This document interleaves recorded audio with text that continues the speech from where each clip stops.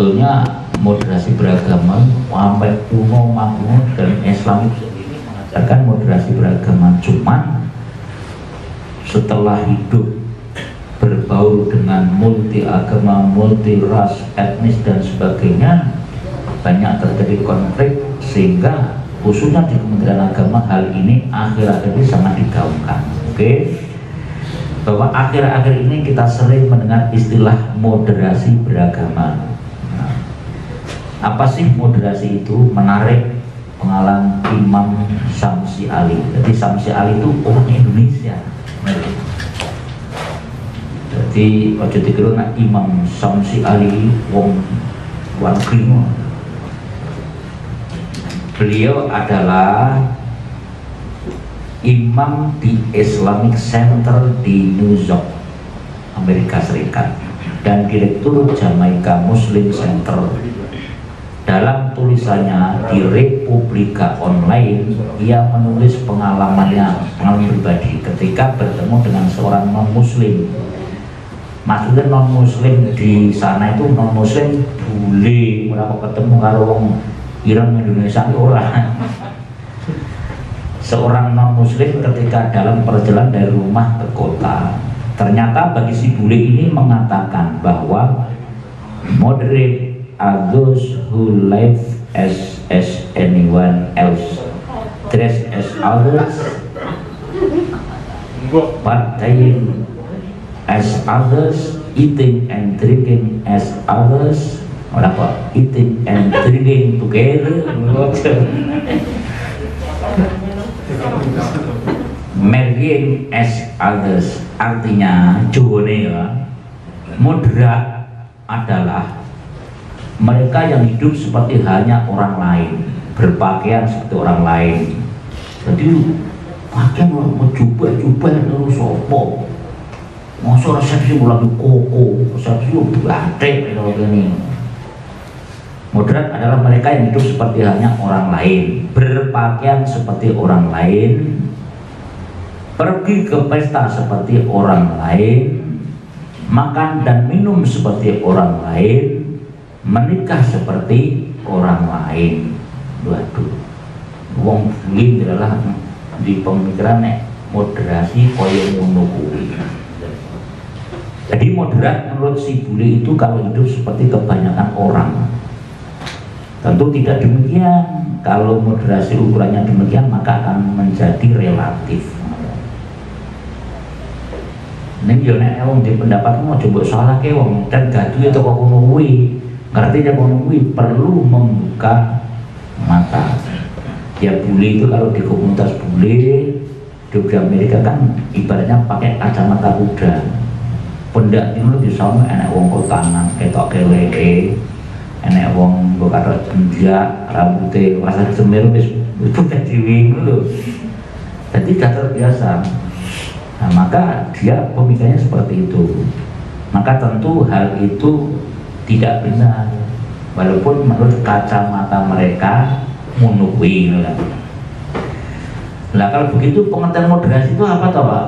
Pengertian moderasi beragama yang nanti akan menjadi ruh di dalam kita berdakwah melalui naskah khutbah yang menjadi konsumsi umat Islam se-Kabupaten Bali.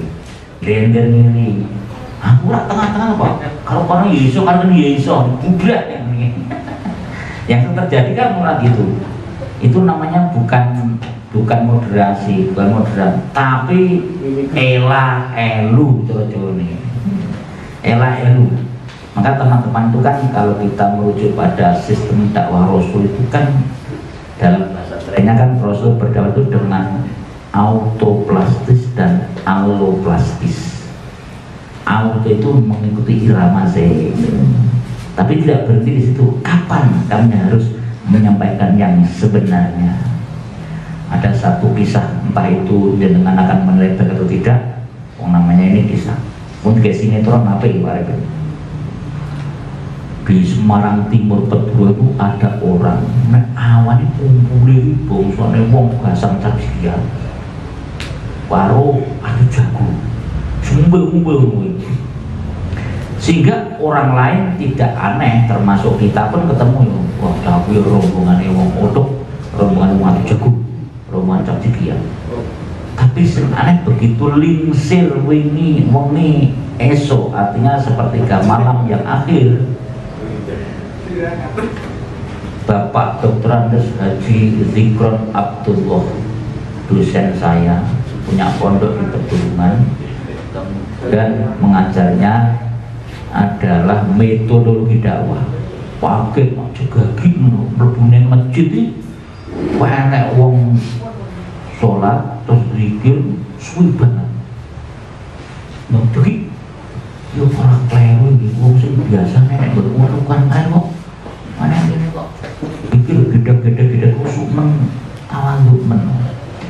Usai sholat malam beliau berdua dialog. Mas, nah ya Mas, ini Pak kenal apa? Jenengan itu sing sok mandan teng mriku niku kali banter-banter untuk nggih. Jenengan sok kumpul karo tukang ngopi nggih Pak. Mun saya kok jenengan kok ing atase ahli otok, ahli jago. Lah kok bengi-bengi kula kali jenengan kok bisa sholat tahajud, zikir sangat kusuk mati. Jawabe napa Pak? Nyuwun pangapunten Bapak. Kula memang rombongane wong ahli otok, ahli jago ini kula mboten otok, mboten ahli jago. Kula njerawungi, tapi misi saya itu kula pengaruhi sithik-sithik kanca-kanca kula lan siji loro mugi ninggalaken kabudayan wong luwe. Akhirnya apa? Sambutan nanti astagfirullahaladzim, ternyata tugas gue kalah. Nah, aku assalamualaikum warahmatullahi wabarakatuh. Saruman. Kita syukur dengan kanjeng Rasul. Alhamdulillah. Pintar. Kita sholat untuk maksudnya. Lah aku pada mau kita syukur dengan Allah. Menerem sendiri. Kita bersolawat. Lama kelamaan bimbing sampai itu kan jauh lebih sulit loh. Maka kepada teman-teman kita penyuluh dengan segala style visi misi umum adalah kok paripin no rombongan tukut anak ojek Waryanto adalah sobone kok turut pasar sambil ojek yo cukup gini sih coba ngerti uang ojek dipengaruhi jak sih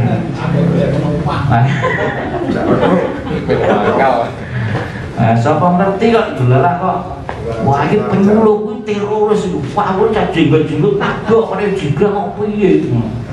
Nah itu dalam rangka memberikan materi pelan-pelan dan berlaku moderasi beragama seperti itu, maka sangat penting ya.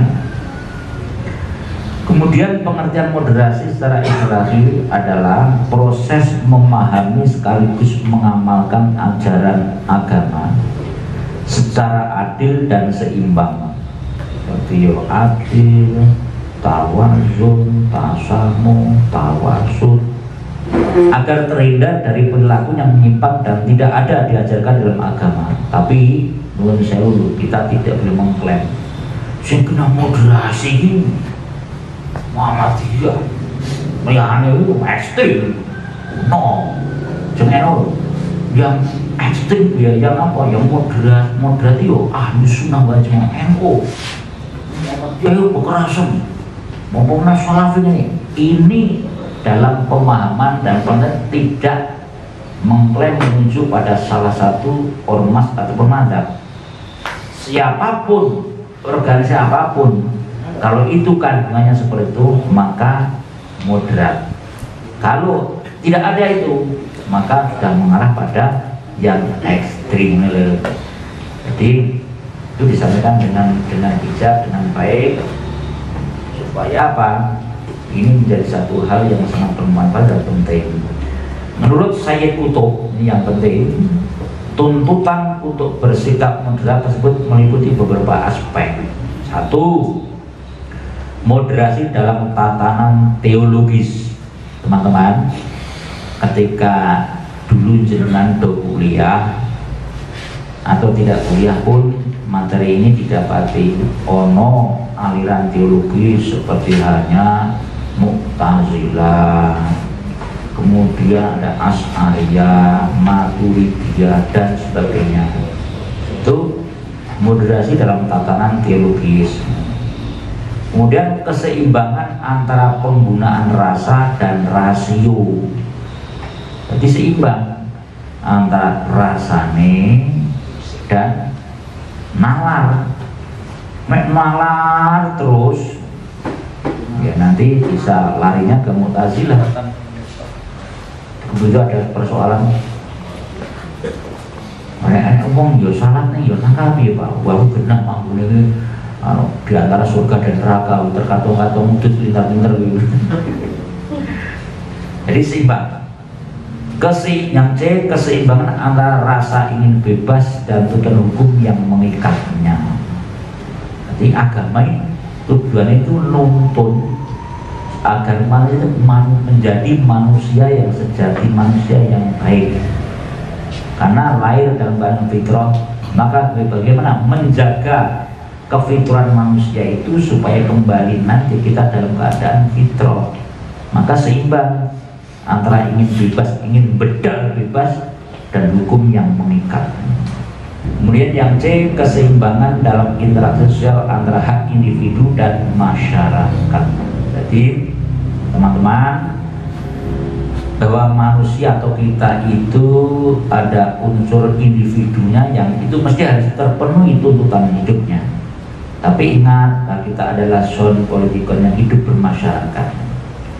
Raiso awake dhewe kok awong luar pemodal berbalik mbok karepmu di keluarga kandhane ya ngelek arep otok ya karep harus sinar nyungsep ya karepe apa delung ya karep gelandang karepe. Ini enggak boleh kita hidup di tengah masyarakat. Sing penting awakmu dhewe. Bukankah ya ayyuhalladzina amanu qu anfusakum wa ahlikum naro. Nah, caranya yang apa model bagaimana?